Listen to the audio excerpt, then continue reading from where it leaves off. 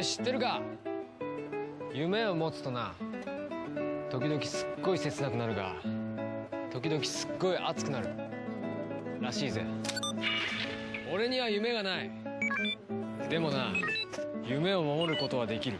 Standing by. 変身 Complete. 知ってるかな。夢っていうのは呪いと同じなんだ。途中で挫折した者はずっと呪われたまま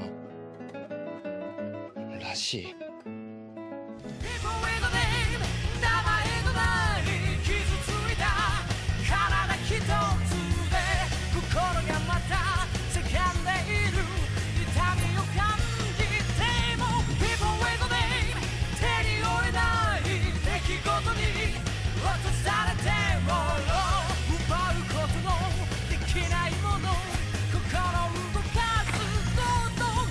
Hello and welcome to a SH Figuarts review. Today we're taking a look at the something 20th anniversary Kamen Rider Faiz.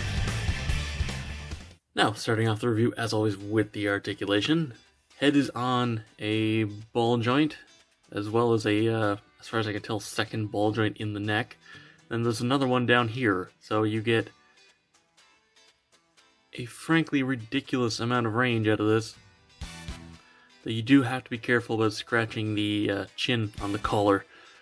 Apparently this silver is very easily chipped, so I'm going to be very careful during this review. The shoulders are suit accurate, so they're attached on with little bits of rubberized plastic, which I have no doubt will degrade and fall off in like 10 years, but it's good for now at least. The shoulder in here is the usual sort of funky system where it side to side, and then a ball joint, and then a hinge in the actual shoulder piece itself. You can get 90 degrees out to the side, just, you know, be careful with the shoulder armor. There is a bicep rotation, completely unimpeded as far as I can tell, though I'm not going to force it. Interestingly, there is a double jointed elbow here for a pretty good bend, but that's clearly extended there, right? Like the line doesn't line up the same. I don't know if that was just a thing on the prototype, because I've tugged both of these and neither one wants to come out, so I'm not going to try and force it. Not like this is a bad amount of range anyway, it's just it looks like there's supposed to be more. And the wrists are the usual figure art of the rotation hinge ball joint that basically works as a rotation and is mostly just used to hold the hand on. These are really tiny joints, and I'm very afraid of breaking them, so I'm just going to be gentle with them. There's a ball joint here, though be careful not to scratch the red lines that are painted on the suit, because they were protected in the box. Can rotate up here a little bit, though it does disalign those. There's a ball joint down in the waist here, though, which does allow you to get more natural curves out of the suit. This is pretty much free-floating in there. You could probably pop the ball joint out and just take it off, though there then would be a gap. The hips are interesting, because if you pull them out to the side, you see that they get filled in really nicely. But there's no pull-down system or anything. It's literally just a joint. Pull this out to the side a little bit to get a bit further out. If you bring them out, you get just under 90 degrees, which feels a little low for a Kamen Rider. There probably should have been some sort of sliding joint there, but it does mean that the sculpt doesn't break, so I can't really complain that much. As for the thigh rotation, it is here, but it's also a ball joint, so you get a little bit more range out of that. The knee armor is attached onto the thigh, which is accurate to how the suit bends. And you do get a double jointed knee for over 90 degrees. Doesn't look too bad from the front, which is good. You are inevitably going to get a little bit of a funky knee design just due to how joints work, but it is still nice. These are super free floating. I mean, they're basically just sat there. That's fine though. The ankle rotates underneath where they are, and then pretty much all the rest of the movement happens down here. You get the side to side, the front and back on a big hinge in this. That's an offset peg, as far as I can tell. And you do get a toe bend, which doesn't break the sculpt too bad, which is nice. So the articulation is pretty good. Feels like I'm too afraid to unlock a couple joints there, but for what I'm getting out of it, it can pull off pretty much any pose I want, so. Even if I'm not getting like a hidden extended elbow, it's still fine. Now, getting into accessories, you get a full tray underneath the main tray. This has 12 sets of hands. Honestly, I'm not entirely sure they needed that many, because some of these are so identical, it's kind of hard to tell them apart. Anyway, I'm just going to dump all these out just to make it easier on myself. Now, obviously, you get left and right of all of these hands. Starting off with the ones that are on by default, the signature pose, just the splayed fingers. Then you get a set of more relaxed straight finger hands. A couple of hands that look pretty much identical but are sculpted to be able to hold the Faiz phone. Hands for the funny punch camera. I'm bad with names, but you know what it is. Also, clearly the sword, whenever that gets released, are going to be using these hands too. Yeah. Also, clearly when the sword gets released, it's going to be using these hands too.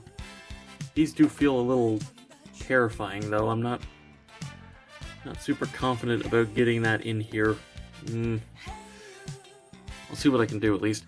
Then you get left and right trigger fingers for the Faiz pistol, though I don't think he ever used it in this hand, so... And finally you get a closed fist for punching or angrily gripping his hand.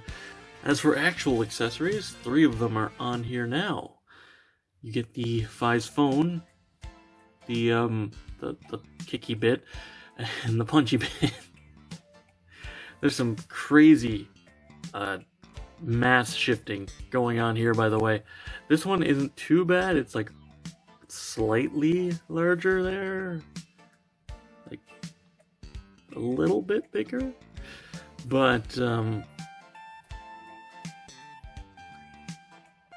slight size difference here. You do get an empty holster though, which is nice, and you do get a identical Faiz phone aside from missing the chip. The pistol mode is its own thing as well, which does slightly change the scale. It's a little bit bigger, but it's not that much. Both of the Faiz phones can come out of the driver, and this one doesn't like staying in that well, frankly. It's a little bit loose.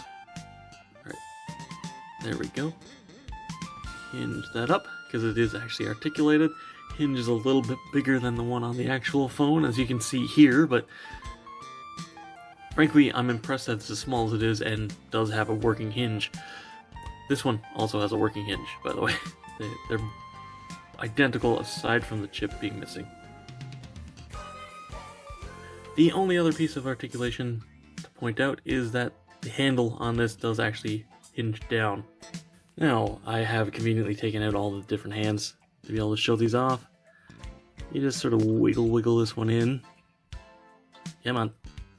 Come on, buddy, I don't want to scratch the paint on such an expensive figure. Come on. Especially with how thin this is. There we go. It does fit really well. It's never going to slide out. That might be a little bit literal. I'm not sure if I'm going to be able to get this out again. The thing is, it's like wafer thin. I'm terrified. Thank God the parts that actually slide are black, bare plastic, so I don't really have to worry about this getting scratched too. Ooh, wait, there's a couple little nicks on there already. Great, awesome. Huh. This hand has a little bit of a paint overflow. Awesome. Gonna have to paint that with some black. Oh, that reminds me, there was some paint overflow here, a little bit of red, and this was a bit sloppy. I had to clean that up, so. $100 figure, get your paints out. Awesome QC, Bandai. Anyway, this just plugs in very loosely with this peg, by the way. It's like almost not even attached. It comes out that easily. This one just plugs in right here on the leg. much tighter. This one's the same thing, just pegs on, kinda loose. Same deal, you just take the empty one, which is clear plastic, by the way. It's faking the hole, which is smart. Though I am a little bit worried about the tiny, tiny clear peg. Don't be too tight. Come on. Okay, thank God that's fairly loose. And you fold this down. Pretty sure he holds it this way. Yeah, you see, I'm not entirely sure how I'm going to get this in here, because it doesn't separate or anything, as far as I can tell. So I think they just expect you to force it into the hand. Give me a minute. Okay, good news. This is a much softer plastic than I thought it was, so it's actually not hard to get in. What I would recommend doing is sort of getting this thin bit in between the fingers and then sort of bending them out a little bit and whoop, flip it in. But it does fit in pretty well, and I'm not too worried about getting it out. It actually seems like it's going to be fairly easy to remove as well. I'll let you know in a second. It was actually easier to remove than it was to put in. Certain other companies can learn a thing or two about that. And finally, the other hand that looks pretty much identical, which can hold the phone if you just put it in like that, and other way. You want to get it in behind the thumb and then twist it into the fingers, and it holds it pretty well, honestly. And I guess I might as well show how to swap the hands. Just kind of want to get them off the ball joint. Thankfully, these are very soft plastic. They can vary. And then just pop the other one on. The only thing to worry about that is the ball joint is, you know, like half attached. Because it's only attached on one half of this sphere, so be a little gentle with it. And as for a quick size comparison, Takumi here, I assume that's who's in here, is 1/12, and it's the new 1/12 where it actually looks like there's a person in the suit, instead of being a little freak like the early Figuarts.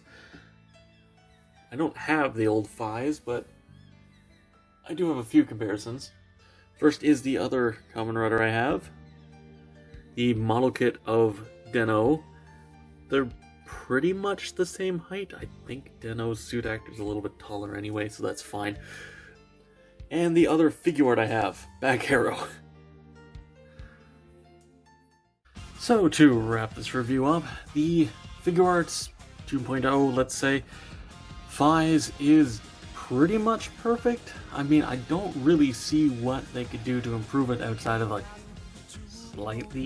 slightly better articulation. And personally, while I like the suit accurate shoulders, I am kind of worried they're going to break over time, so I kind of understand why they went back to the ball joint style.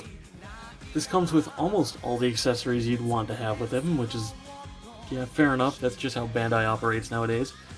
But I will say the paint, well, the paint colors are pretty good. I do kind of wish they made the red a separate piece instead of just painting it on black, but the paint is, well, kind of sloppy, frankly. For a $100 figure, anyway, it's a bit on the sloppy end.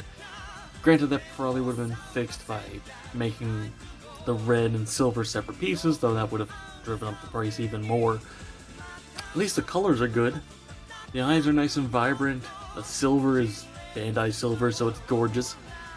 Both the flat red for all the stripes and the metallic red for the tech bits are really, really nice. And aside from the slightly sloppy paint on the shoulders and one of the hands apparently, all the fine details are right, which is good. Aside from the Bandai QC, this is a very nice figure. As long as you have a few paints that you can use to touch up any particularly nasty spots, I do recommend getting this. Though, probably if you can get it at a discount, because the price of Figuarts is getting a little silly lately. And that's all for this video. Thank you very much for watching. Be sure to let me know what you think down in the comments below. Subscribe and hit the bell to be alerted for future reviews. Come chill in the Discord. Follow me on Twitter, if that's even still around. and consider supporting me on Patreon so I can keep bringing you videos like this. And, as always, until next time, happy building.